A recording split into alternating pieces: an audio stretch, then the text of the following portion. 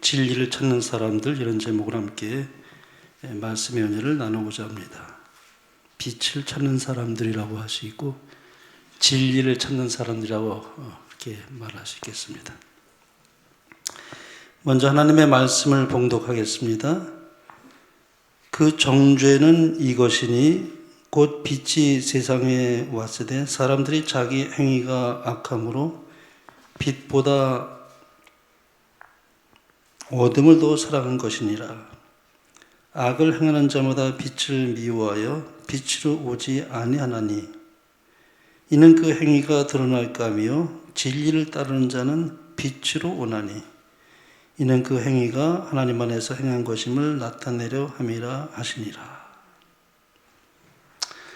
하나님께서는 이 세상에 그분의 백성을 가지고 계십니다. 여기서 이제 하나님의 백성이라고 하는 말은 어떤 민족이나 또 시대 구별 없이 비록 기독교의 복음을 한 번도 들어보지 못한 사람들이 할지라도 창조주 하나님을 믿고 또 그분을 믿음으로 순종하는 하나님의 모든 백성을 의미합니다. 그들은 천연계를 통해서나 또는 양심을 통해서 말씀하시는 하나님을 인식하는 사람들이었음을 우리가 성경에서 보게 됩니다.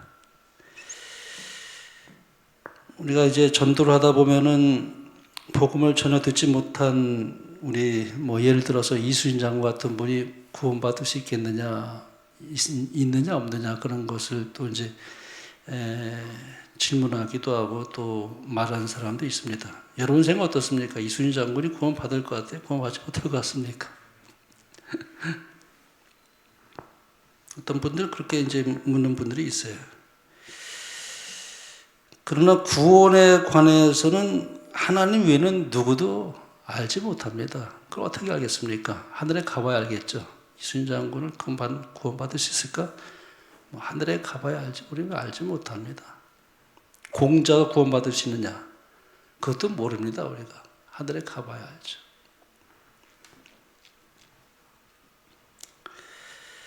사람은 외모를 보지만 하나님은 외모로 판단하지 않으신다고 말씀합니다. 그렇기 때문에 이수신 장군이나 공자 같은 분들이 구원받을 수 있을런지 사람은 아무도 모릅니다. 하늘에 가봐야 아시는 거죠. 그러면 복음을 전해주는 사람이 없었기 때문에 예수를 믿지 못하는 사람들은 어떻게 되는가? 과거에 우리 조선시대나 고조선시대 그러니까 옛날 사람들 우리가 어떻게 구원받을 수 있을까 없을까 그런 거에 대해서 또 이제 논하는 사람들도 있습니다. 이슬람 국가, 힌두교 국가, 불교국가에 태어났거나 혹은 또 북한과 같이 인권이 전혀 없는 나라에서 복음을 듣지 못했던 사람들 어떻게 되는가? 그들이 복음을 거절한 것도 아니고 태어나기를 그런 나라에서 그런 환경에서 태어난 죄라면 그런 죄밖에 없는데 예수님을 듣지 못해서 믿지를 못했는데 그들이 구원받을 수 없다면 좀 억울하지 않겠느냐 그런 말을 하기도 합니다. 또 사람들 중에는 교회는 다니지 않았지만 교회 다니는 사람들보다도 더 선하고 정말 양심적으로 사는 사람들도 있지요. 그리고 좋은 일도 많이 하고 선행을 베풀고 불쌍한 사람도 많이 도와주고 단지 예수를 믿지 않았다는 그 이유로 구원을 받을 수 없다라고 하는 것에 대해서 또 의문을 제기하는 사람도 있습니다. 여하튼 그러나 우리는 누가 구원을 받을 수 있을는지는 아무도 모릅니다. 우리는 하나님만 아시죠. 그래서 하늘에 가면 몇 번 놀란다 그랬습니까? 3번 놀란다는 말 합니다. 그러면 왜 놀랄까요? 우선 나부터 하늘에 간 것이 참 놀랄 얘기입니다. 나 같은 죄인이 구원받았다는 것에 참 놀라지 않을 수 없죠. 정말 하나님의 은혜죠. 그래서 우리가 내가 하늘에 있다는 것에 대해서 놀랄 것입니다. 두 번째는 그 사람이 어떻게 하늘에 왔느냐는 것입니다. 또 한 번 놀랄 수밖에 없는 일이 벌어지죠. 화이트의 글에 보면 이렇게 말씀합니다. 증언의 말씀을 보면은 그리스도께서 이끌고 계시는 사람을 우리는 오히려 가망 없는 사람이라고 생각할 때가 많습니다. 결코 천국에 들어가지 못할 것처럼 보이는 사람 가운데 많은 사람이 어떻게 해요? 천국에 들어갈 것입니다. 여기 적은 사람들도 아니고 뭐예요? 많은 사람이었습니다. 하늘에 가면 참 놀랄 겁니다, 우리가. 그리고 또 하나 놀랄 사실은 그 사람이 어떻게 하늘에 못 왔을까? 다른 사람은 몰라도 그 사람은 꼭 구원받을 줄 알았는데 또 한 번 우리가 놀란다는 것이죠.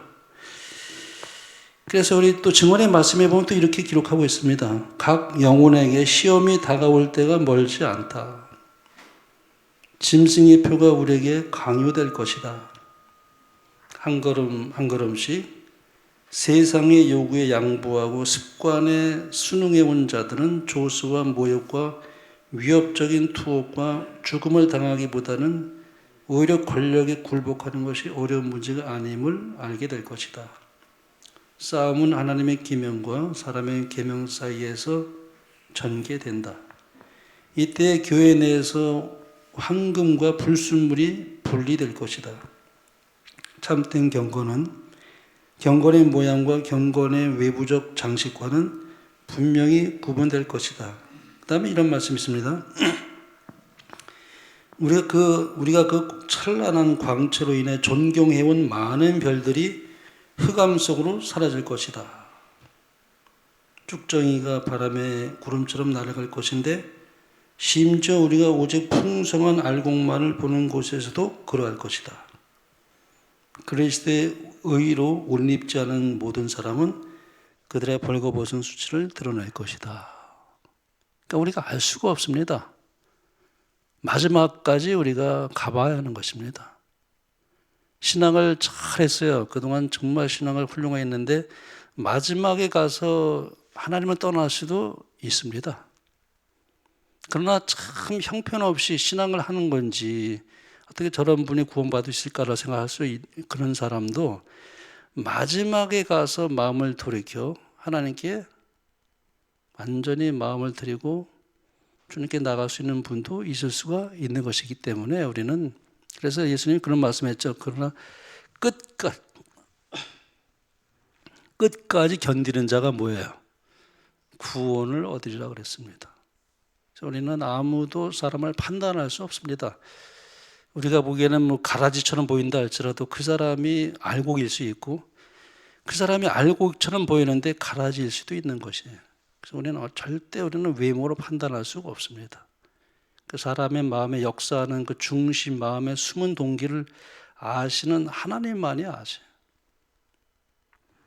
우리는 그래서 하늘에 가면 3번 놀라게 되는데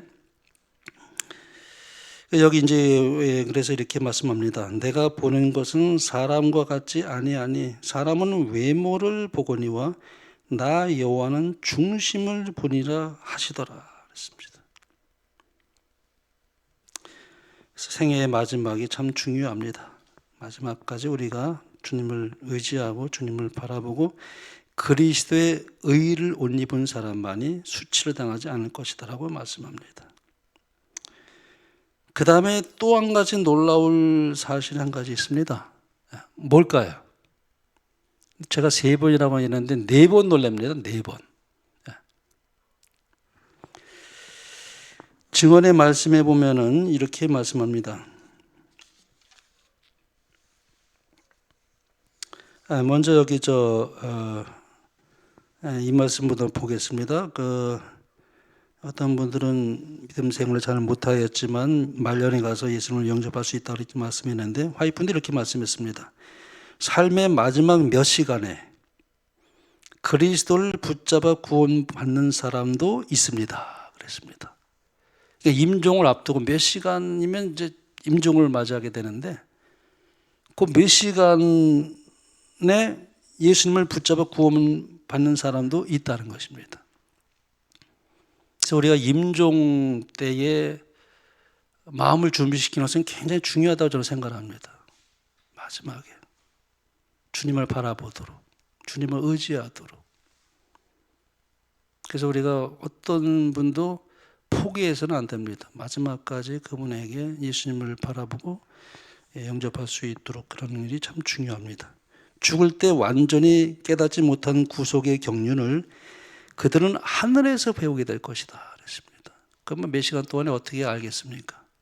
그러나 그분이 예수님을 영접했을 때 예수님을 알 수 있는 기회는 많이 갖지 못하고 잘 알지 못했지만은 하늘에 가서 배우게 될 것이다. 그런 구원받는 사람들이 있을 것이라고 말씀합니다. 그런데 하늘에 가면 3번 놀랄 것이라는데 한 번 더 놀랄 것이라고 말씀드린 이유는 여기 화이분이 이렇게 말씀했습니다. 증언의 말씀에 보면 하늘을 묘사하기에 언어는 너무나 빈약합니다. 그 광경이 앞에 펼쳐졌을 때 저는 놀라서 정신을 잃었습니다. 탁월한 영광과 찬란한 빛의 마음을 빼앗겨 저는 펜을 놓으면서 이 엄청난 사랑, 참 신비한 사랑하고 소리쳤습니다. 하늘의 영광, 비할 데 없는 구주의 사랑은 가장 숭고한 언어로도 그 깊이를 다 묘사할 수 없습니다. 하늘에 가면 또 놀랄 것이죠. 내가 보기에는 상상한 것 이상으로 하늘나라가 너무 아름답고 너무나 찬란한 거 너무나 영광스러워요. 그리고 주님의 영광의 그분의 그 사랑을 우리가 알 때에 정말 천국은 값이 싸다. 정말 그런 우리가 고백을 하며 우리의 모든 받은 면류관을 주님 앞에 내려놓게 될 것입니다. 또 한 번 놀랄 것이에요.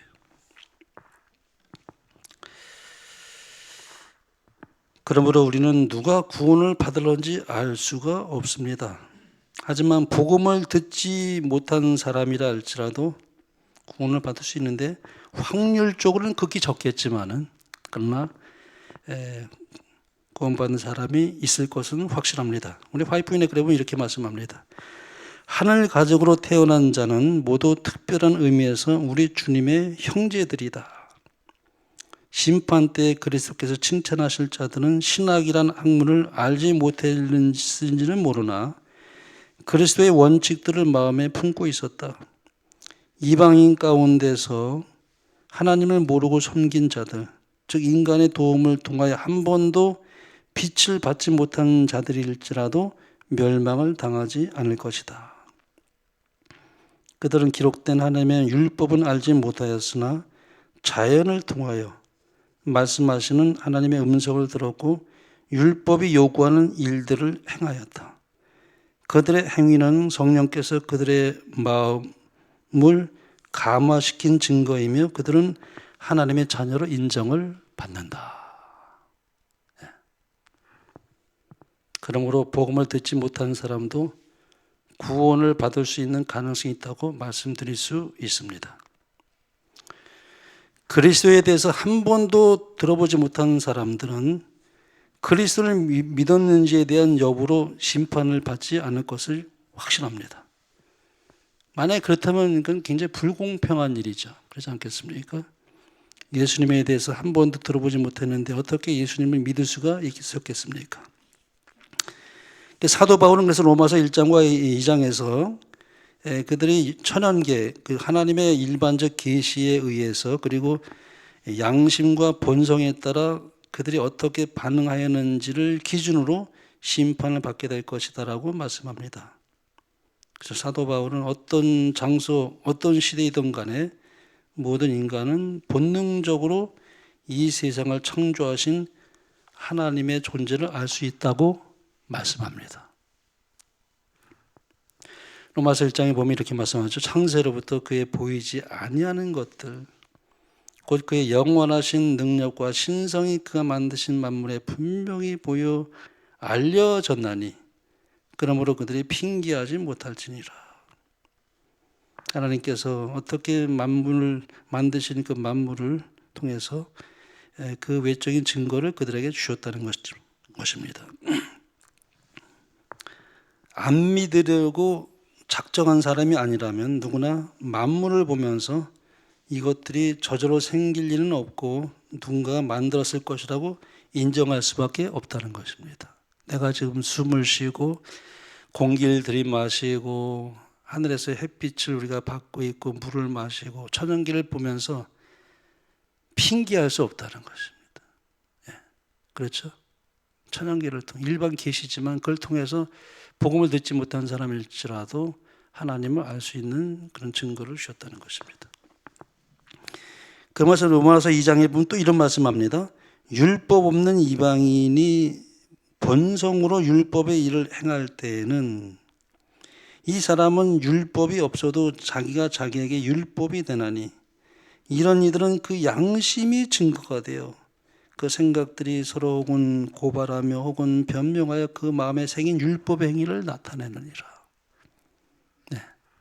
이 율법 없는 이방인이죠. 우리가 복음을 듣지 못한 사람은 다 율법 없는 이방인입니다. 그러나 그 마음에 양심이 증거가 되어 율법의 행위를 나타낸다. 그러므로 하나님을 모르는 사람이라 할지라도 잘못을 하고 죄를 지으면 양심의 가책을 느낍니다. 실제로 복음을 듣지 못했다 하더라도 옛날 우리 선조들을 보면은 하늘의 존재를 분명히 인식했다고 말할 수 있는 것이죠. 그래서 우리가 참 악행하는 사람들에게 뭐라 그랬냐면은 하늘이 두렵지 않느냐, 천벌이 두렵지 않느냐 그런 말을 했습니다. 복음을 듣지 못한 사람이라 할지라도 하늘을 생각하고 그 마음의 양심에 충실하게 빛에 따라 살아가는 사람들도 있다고 말할 수 있습니다. 우리 선조들이 복음을 듣지는 못했지만 본능적으로 하나님의 존재를 알고 있었던 것으로 우리가 알 수 있습니다. 이렇게 복음을 듣지 못했다 할지라도 이렇게 천연계나 양심의 소리 등 받은 빛에 반응한 사람들이 있었습니다. 하나님의 도덕적 율법이 모든 사람의 마음에 있었기 때문에 구약의 율법이 없는 자들에게도 본능적으로 율법의 요구를 이루며 행했다고 그렇게 여기 말하고 있습니다. 옳고 그른 것을 분별했다고 말합니다. 그러므로 구원은 받은 빛에 뭐예요? 받은 빛에 따라 결정된다고 말할 수가 있습니다. 와이프는 이렇게 말씀했습니다. 우리가 가지고 있는 특권들을 갖지 못한 많은 사람들이 큰 빛을 가지고도 빛 가운데 행하지 않은 자들을 앞서 하늘에 가게 될 것이다. 많은 사람들은 그들이 가지고 있는 최선의 빛대로 생애했고 거기에 따라 심판을 받게 될 것이다. 또 이렇게 말합니다. 어떤 사람들은 다른 사람들보다 적은 빛을 받게 될 것이다. 그러나 각 사람은 받은 바 빛에 따라 심판을 받게 될 것이다. 또 한 말씀입니다. 하나님 앞에서의 우리의 입장은 우리가 받은 빛의 분량에 달린 것이 아니라 받은 것을 활용하는 여부에 달려 있다. 여러분, 우리가 참 진리의 백성입니다. 우리가 빛을 얼마나 많이 받았습니까? 정말 마지막 우리 남은 자손으로서 하나님의 말씀을 우리가 잘 알고 이 마지막 때 선악의 대징수가 어떻게 시작이 됐으며 어떻게 끝마치게 될 것이며 사탄의 속임수가 무엇이며 마지막 일어날 그 모든 일들에 대해서 예언의 선물을 통해서 우리에게 빛을 많이 주셨습니다. 근데 우리가 여기 말씀하는 거 보면은 우리가 받은 빛의 분량에 달린 것이 아니라 받은 것을 활용하는 여부에 달려 있다고 와이프는 이렇게 말씀합니다. 그러나 저는 일반 계시를 통해서 구원받는 사람들은 많지 않을 것이라고 저는 생각합니다. 그렇게 확률적으로 볼 때는 많지 않을 것입니다. 왜냐하면 잘못 배운 것이 있기 때문에 그 오류에 한번 들어가면은 헤어나기가 쉽지 않습니다. 그래서 우리가 부모를 통해서 빛을 받을 수 있는 자녀들은 참 큰 축복이죠. 예. 그러나 어떤 자녀들은 환경적으로 그렇지 못하기 때문에 잘못 배웠기 때문에 거기서 해결하지 못하는 사람도 자녀들이 많이 있을 수 있습니다.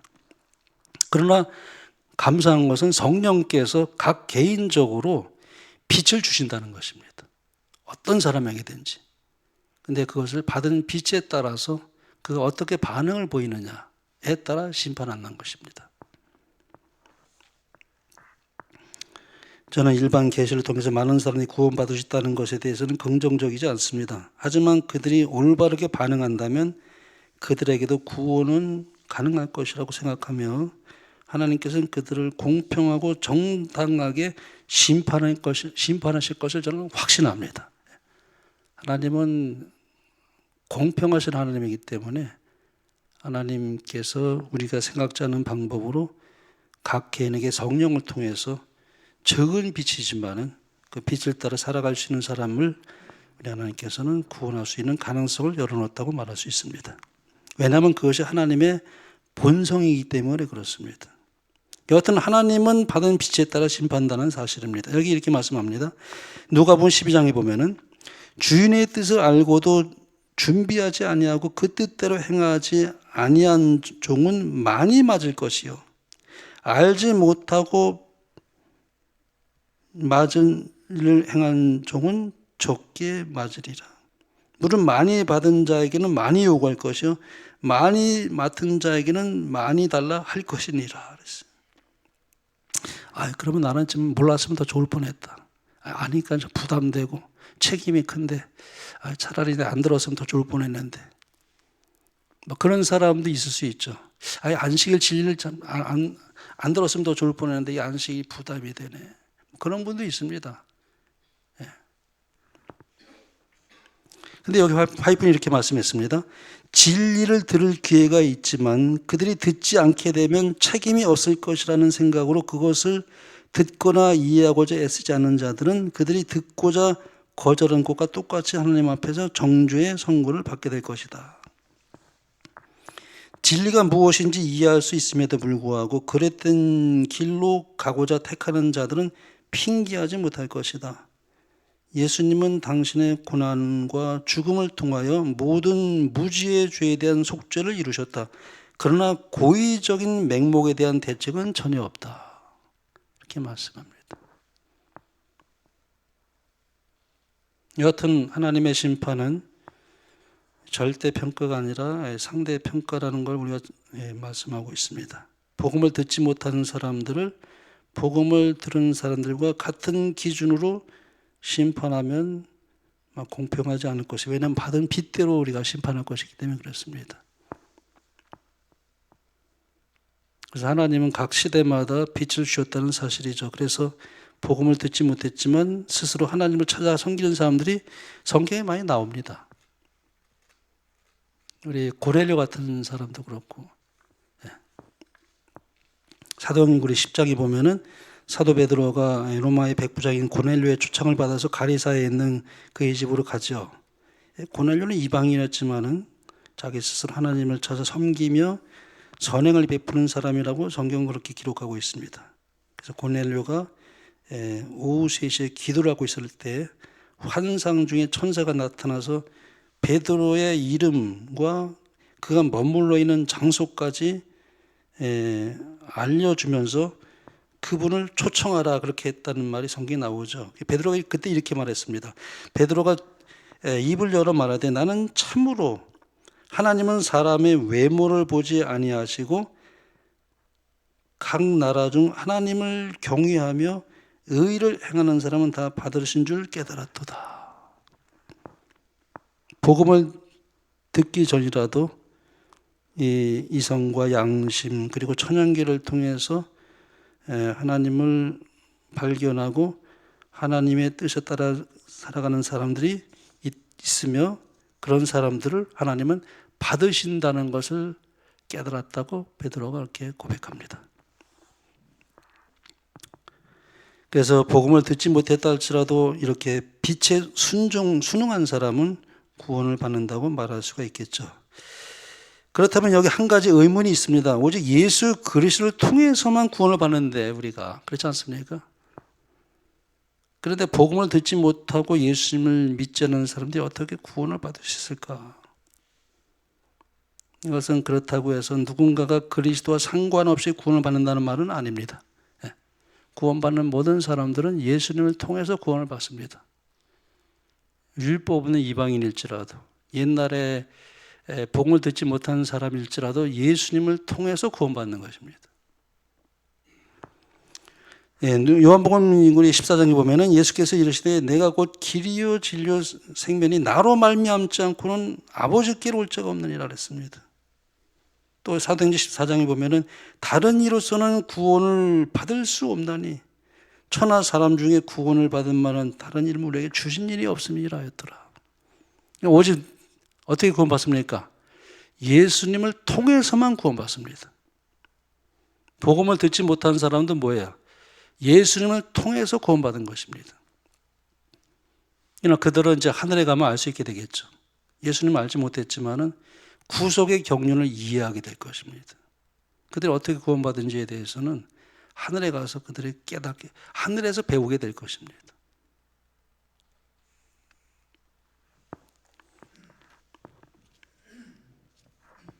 그러므로 구약시대이든 신약시대든 간에 또 어떤 환경이든에 상관없이 예수 그리스도를 통해서만 구원받는다는 사실이죠. 이것이 의미하는 것은 뭐냐면 그리스도의 죽음으로 인한 은혜가 그리스도에 대해서 자각하지 못한 사람에게도 적용될 수 있다고 하는 사실입니다. 그리스도에 대한 의식적인 자각은 전혀 없었지만 그들의 믿음에 따라 행동하면서 그 믿음에 대한 어떤 응답으로 구원을 받은 이 구약시대 사람들처럼 이 사람들 역시 예수님의 보혈로 인해 구원을 받은 것입니다. 하늘에 가서 알게 될 것입니다. 그러나 그 숫자가 많지는 않을 것입니다. 저는 그렇게 생각합니다. 여기 보면은 성경에 보면은 구레네 시몬도 처음에는 잘 알지 못했죠. 그러나 억지로 십자가를 치다가 그리고 구수 내시 같은 경우도 그렇고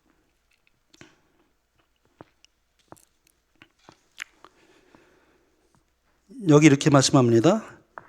이 땅에서 영적 눈이 열렸더라면 능히 깨달을 수 있었을 문제를 우리는 영원한 나라에서 배우게 될 것입니다. 구속의 주제는 구원받은 자들의 마음과 생각과 입술을 영원히 사로잡을 것입니다. 그리스도의 완전과 영광에 관한 새로운 사실들이 끝없이 드러날 것입니다. 그래서 하늘에 가서 끝없이 배우게 될 것입니다. 우리는 빛을 많이 받았기 때문에 더 많이 알고 갈 수는 있겠지만 그러나 빛을 받지 못한 사람일지라도 예수님을 알지 못했을지라도 그들은 하늘에 가서 예수님을 알게 될 것이고 영광의 빛을 하늘에 가서도 계속 그들이 연구하면서 배우게 될 것이라고 말씀합니다. 이제 말씀을 마치면서 진리를 찾는 사람들에 대해서 이런 영감인 거는 이렇게 말했습니다. 오늘날 유일한 안전책은 하나님의 말씀에 계시된 그대로의 진리를 감춰진 보화를 찾듯이 찾는 것이다. 안식일 문제, 사람의 본질, 예수의 증거 등은 이해되어야 할 위대하고 중요한 진리들이다. 이 진리들은 이 위기의 때에 하나님의 백성들을 붙들어주는 닻이 된다는 사실이 판명될 것이다. 그러나 대다수의 사람들은 하나님의 진리를 멸시하고 오히려 꾸며낸 이야기를 좋아한다. 저희가 진리의 사랑을 받지 아니하여 구원함을 받지 못함이니라. 이러므로 하나님의 유혹을 저희 가운데 역사하게 하사 거짓 것을 믿게 하심이라. 그랬습니다. 한 말씀 더 보겠습니다. 재림의 진리를 이해하고 그 진리를 전하는 일에 헌신한 사람들은 소위 학문적인 면에서 신학자들은 아니었다. 만일 신학자들이 열렬하고 경건하게 성경을 연구하는 충실한 파수꾼들이었다면 그들은 어둠의 시기를 반드시 깨달았을 것이다. 예언은 그들에게 바야흐로 일어날 사건을 알려주었을 것이다. 그러나 그들은 그와 같은 위치에 서지 않았으므로 기별은 보다 비천한 사람들에게 주어졌다. 예수님께서는 빛이 있을 동안에 다녀 어둠에 붙잡히지 않게 하라고 말씀하셨다. 하나님께서 주신 빛을 거절하거나 그들이 받아들일 수 있는 범위 안에 있는 빛을 찾는 일을 등한히 하는 자는 암흑 가운데 버려진다. 진심으로 하나님의 뜻을 행하고자 하고 이미 주어진 빛을 열심으로 탐구하는 사람은 누구든지 보다 큰 빛을 받게 될 것이다. 그와 같은 사람들에게는 모든 진리 가운데로 그를 인도해 줄 하늘의 광휘를 지닌 어떤 별들이 보냄을 입을 것이다. 그러니까 우리가 진리를 찾는 사람들은 결국 하나님께서 성령을 통해서 또 어떤 인간 대리자를 통해서 빛을 받을 수 있는 기회를 주시고 진리를 깨달을 수 있는 은혜를 주신다는 사실을 우리가 확실히 알 수가 있습니다. 그래서 우리가 중요한 것은 진리를 찾는 마음입니다. 진리를 찾는 마음.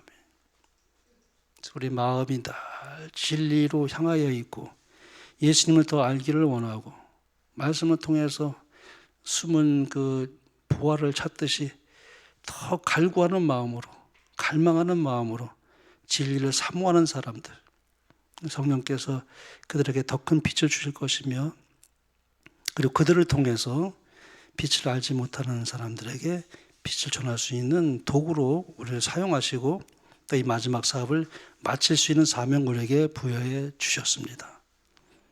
그러므로 우리가 더 진리를 사모하고 빛을 찾는, 우리가 참 말씀을 더 깊이 사모하는, 이 세상에 우리가 배울 것이 참 많아요. 알고 싶은 것도 참 많고 읽고 싶은 책들도 참 많죠. 너무나 많은 정보의 시대이기 때문에 우리가 알고 싶은 것이 참 많습니다. 근데 그런 것 때문에 말씀을 등한히 해서는 안 된다는 것입니다. 그것보다 더 깊이 말씀을 보고 예언신의 신을 읽고 기도하며 진리를 찾는 사람들에게 더 큰 진리 빛을 줄 것이며 그들을 통해서 이 마지막 사업을 마치게 할 것입니다. 그 대열에 서게 되는 여러분과 제가 되길 바라며 말씀을 마치겠습니다.